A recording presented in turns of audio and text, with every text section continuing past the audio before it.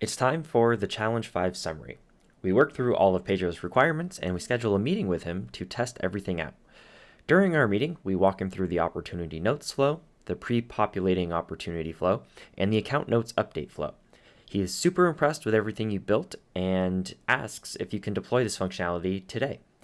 You say sure, no problem, and thank Pedro for his time. You jump off the call and congratulate yourself on another successful flow build-out.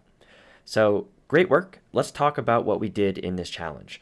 First, we built 4 flows in total, which might actually be a record for a single challenge in this course, and maybe has doubled the number of flows you've built so far. You should have definitely noticed a slight increase in the pace during this challenge, and that started in the pre-challenge where we introduced loops and how they work with that loop primer screen flow.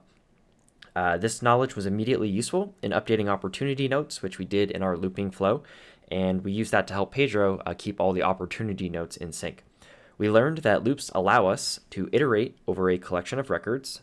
I'm actually going to jump to the next slide here.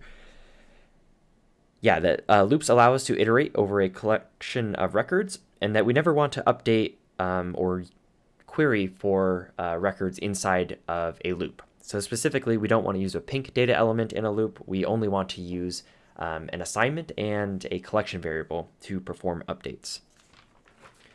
After loops, we built a simple flow to pre-populate opportunities by updating the account notes and opportunity notes field.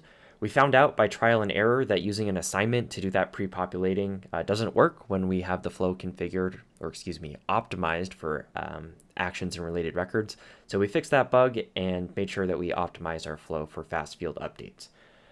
Next, we learned how to update records, specifically opportunity records, in mass when the account notes field was updated. This ability to update related records is a powerful and easy way to make updates in Salesforce, and it's a really good tool to have in your tool belt.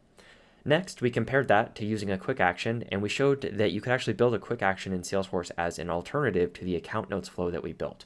And we spent some time talking about a key insight there, and that's that there are several ways to approach a problem, and as a Salesforce professional, it will be and is your job to make the best decision for the situation. So flows aren't always the answer, and that's something we kind of talked about here. So we covered a lot of ground in this challenge, and I'm really impressed with how far you've come. It's no small achievement to start at the basics like we have in this course and progress all the way to loops. Loops took me months to figure out, and you've just done it in a few hours of course time. So great work, and let's keep going together in the next challenge where we will learn about scheduled triggered flows for the very first time.